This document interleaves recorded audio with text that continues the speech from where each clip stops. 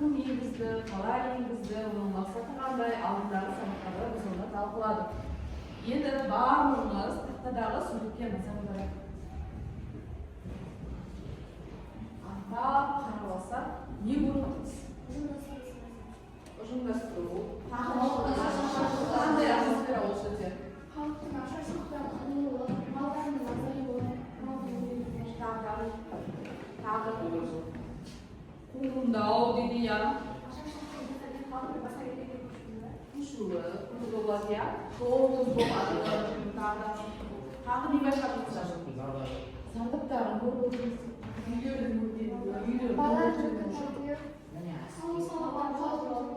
тұрмысын нашарлап жатқан. Сонда бүгінгі біз сабақта осы ұжымдастыру саясатының зардаптары қандай болды, соны біз жан-жақты талдаймыз.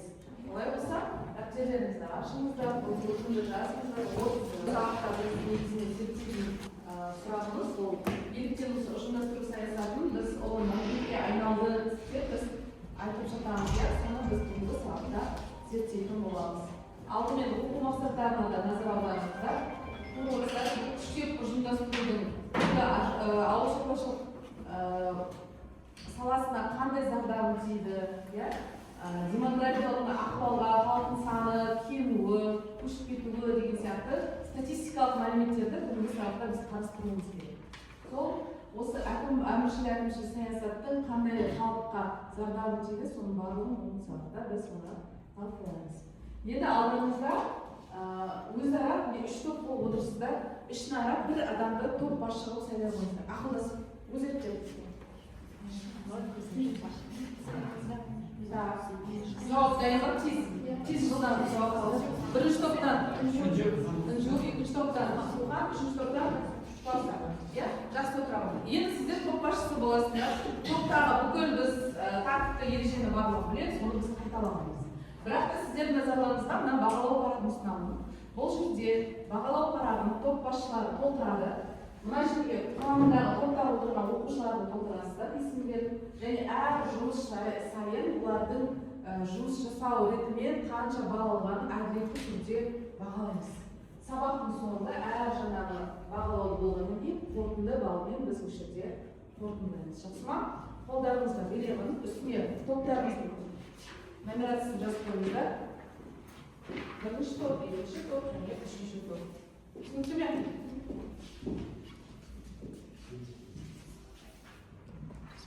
Келесі назарларыңызды енді бір видеороликке қарастырайық. Біз бұл осыған дейін 3 сабағымызда ұжымдастырудың түрлі қырларынан біз видеороликті қарадық, иә.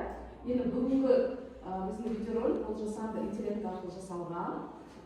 Бұл қандай қызықты мәліметтер бар екен, иә, соны өздеріңіз үшін іштей саралап отырыңыздар. Оқият тыңдаймыз.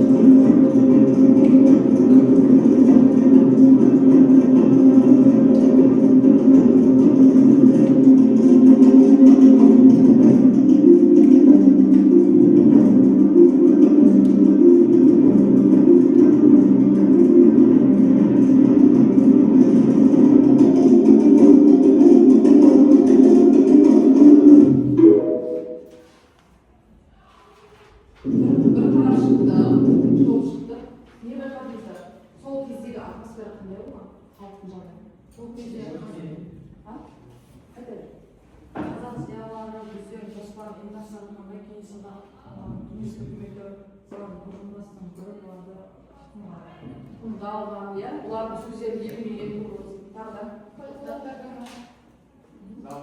Филипп Рожекиннің кіші қазақ саясатына қарсы өзінің наразылығын білдіру үшін бестік ұлт зиялылары, мемлекет қайраткерлері бірігіп қарсы хат жазып болады.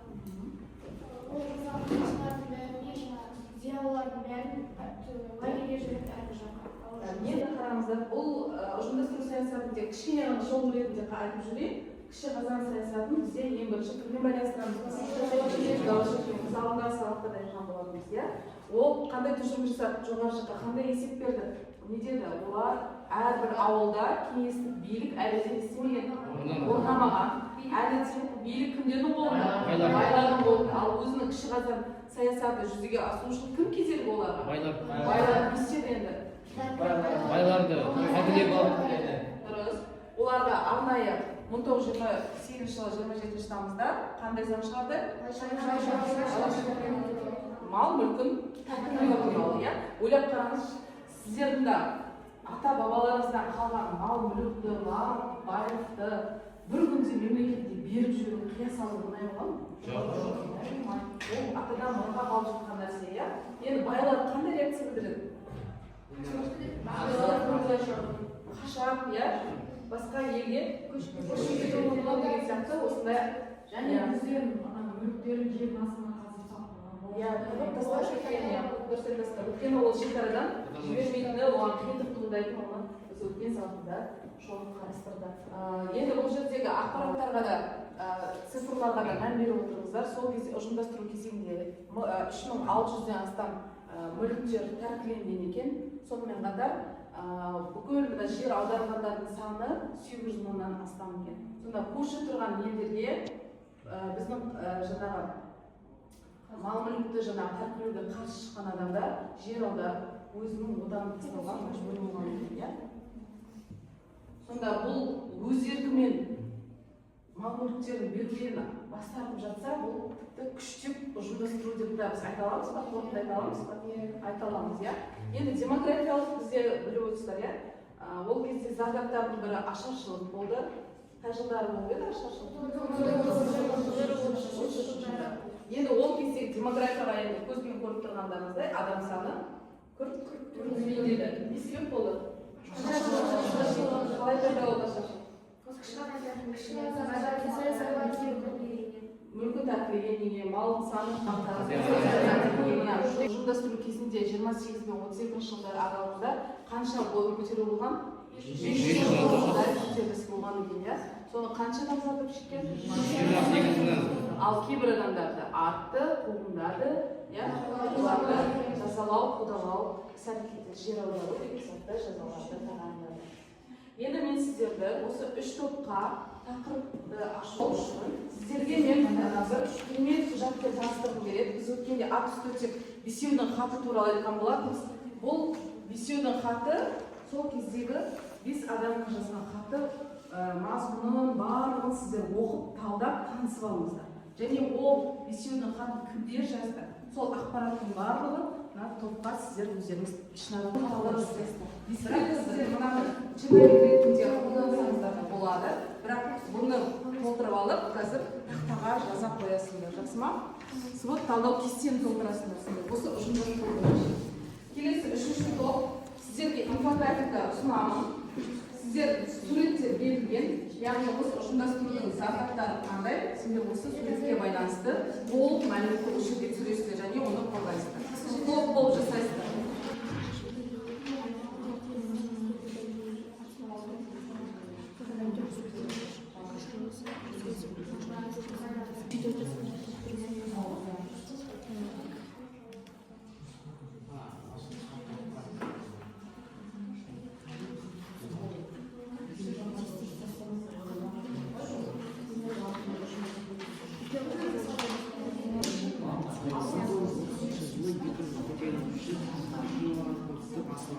Көптеген көтерілістер болды деп ойлаймын.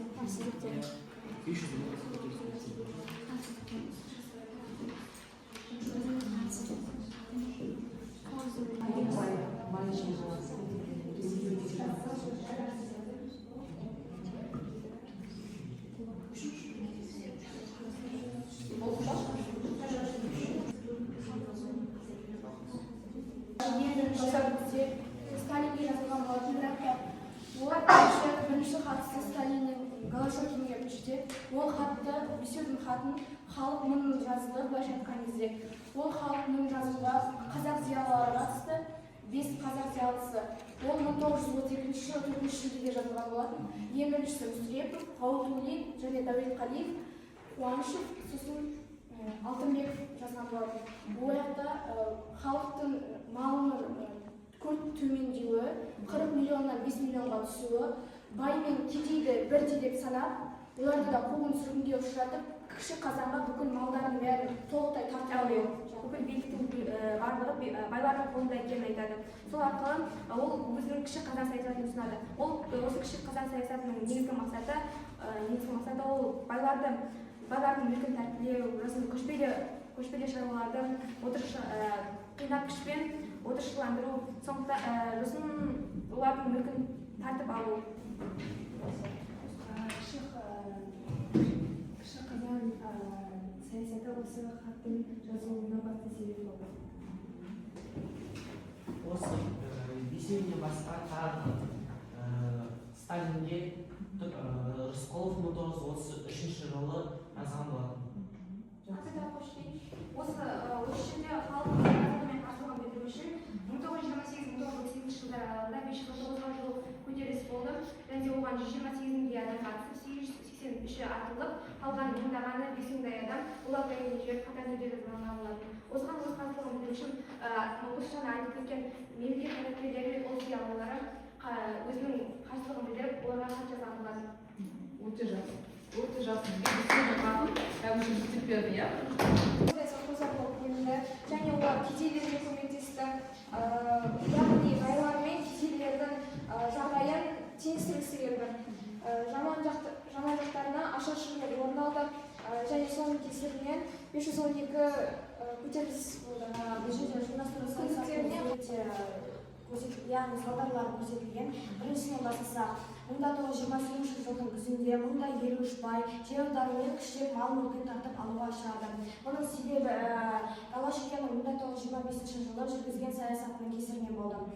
Малдардың бөлуі, жаппай жұт болуы, мал саны 40 миллионнан 2 жылдың ішінде 4,5 миллионға түсіп кетуі. Айтып кеткендей, Голощекиннің кіші қазан саясатын жүргізгенінің себебі болды. Және де малдардың арасында аурулар жүрді. Күннен күнге малдар бір-біріне қырыла бастады, соның себебінен малдарды союға мәжбүр болды. Үшінші суретте ел ішінде ашаршылық бейнеленген. Ашаршылық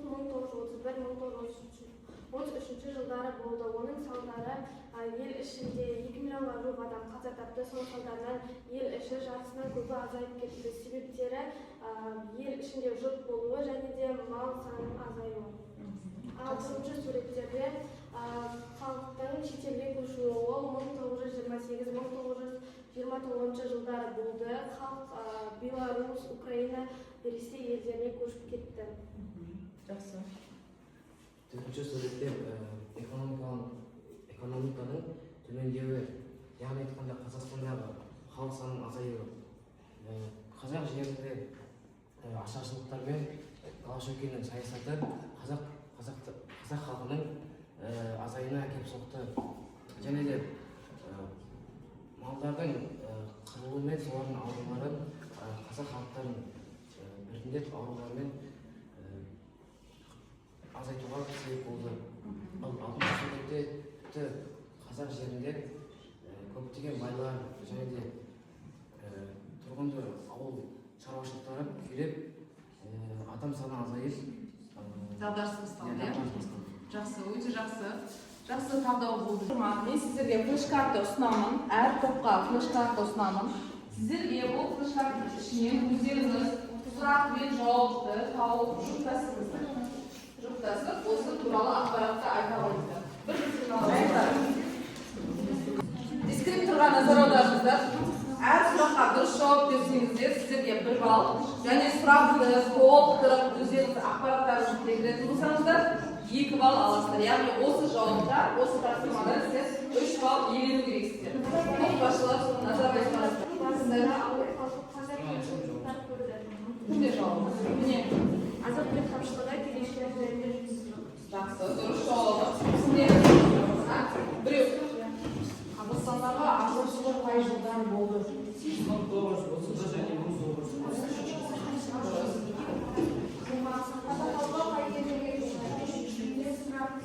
Союз бөлек Қазақстан, Иран және басқа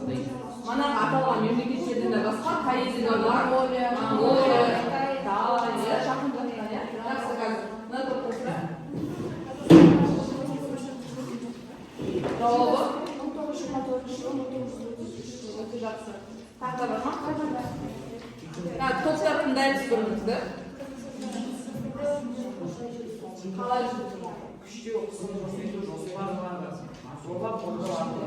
Солай болды ма шынымен? Әрине, иә, күштермен ұжымдастырды. Ұжымдастыру деген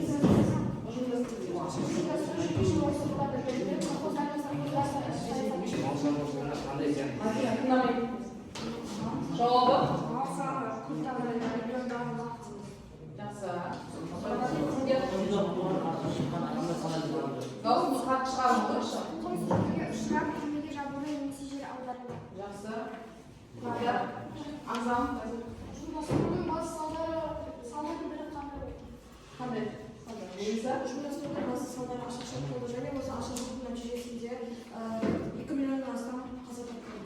Мәдина?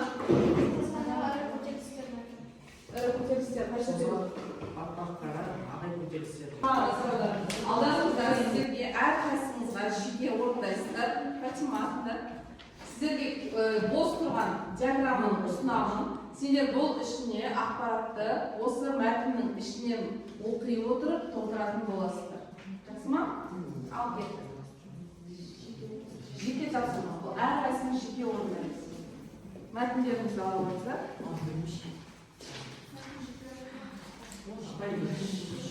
3 минут уақыт беремін сіздерге. Қатысамыз.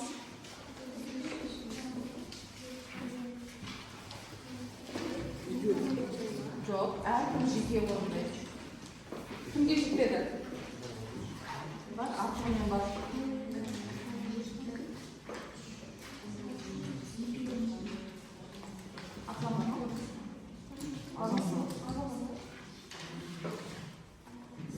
Үш минутты белгілеймін. Кімге керек?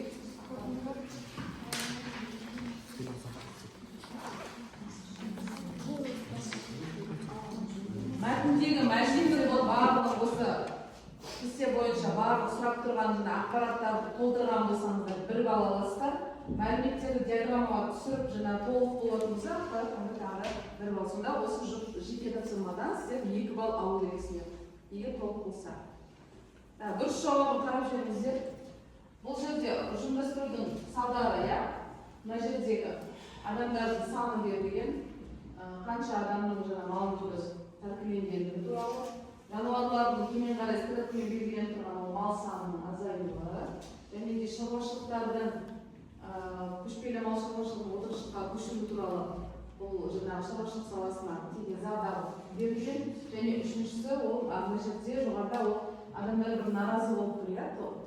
Яғни біз көтерілістерді өшіріп жатуымыз керек еді, және де қанша адам қаза тапты осы жұмыстың кезінде. Егер осы ақпараттар сіздерде толық мына диаграммада болған болса, онда 2 балл қоясыздар. 2 балл деп топбасшыларыңызға айта қойыңыздар. Егер балл мүлде толтырылмаған болса, онда 0 балл болады. Ештеңе толтырылмаған болса, ешқандай ақпар жоқ, иә? Алдарыңызда тест тапсырмасын ұсынамын.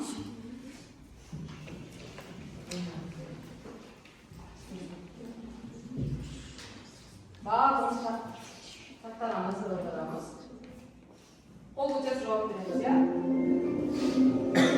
Бірінші сұрақ: қазақ байларын тәркілеу туралы декрет қай жылы қабылданды? Бірінші.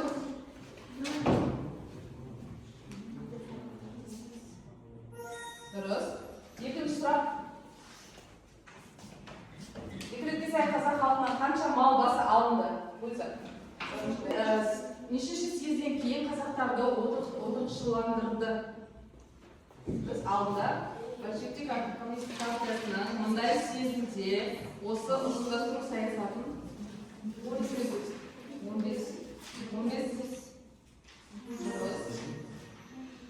Келесі сұрақ: астық және ет жасырды деп қуғынға ұшыраған адамдардың саны? Қол көтерген адамның жауабын қалыптар 15. Көрейік. Дұрыс емес. 33 мың адам. Қазақтарды отырықшыландырудан соң 40 миллион малдан қанша жаңағы соғышар? 4-5.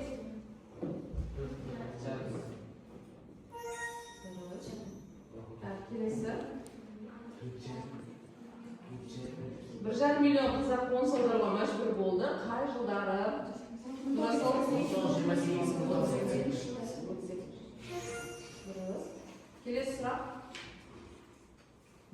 болмаған қасірет жұп болған жыл.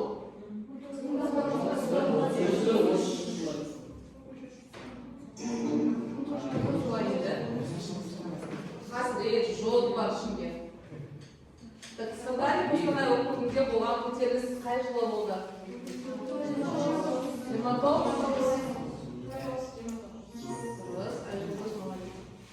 Келесі ұжымдастыруға қарсы болған қазақ зиялыларының бірін таңда.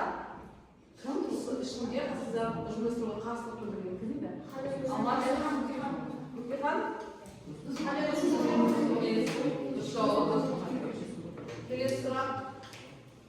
Голощекин қызметтен босатылды.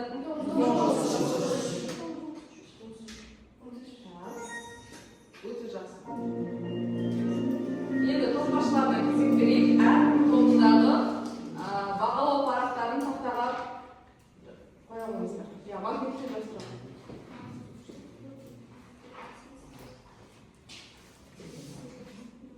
Осы бағалау парақтарына қарап, бүгін журналға біз сіздерді бағалайтын боламыз. Бірінші, бүгінгі ең күшті ақпарат, қандай қызметті ақпарат болды? Кім естіді? Сол саты бесеудің қандай болады? Тағы да қысқаша тек. Кімде қандай? Ағзам? 40 миллион алған, 4,5 миллион алған тағы да. Тағы да. Жақсы. Өз-өзімізге көріп, құжатты ұстап көрдік, иә, онымен, иә? Жақсы.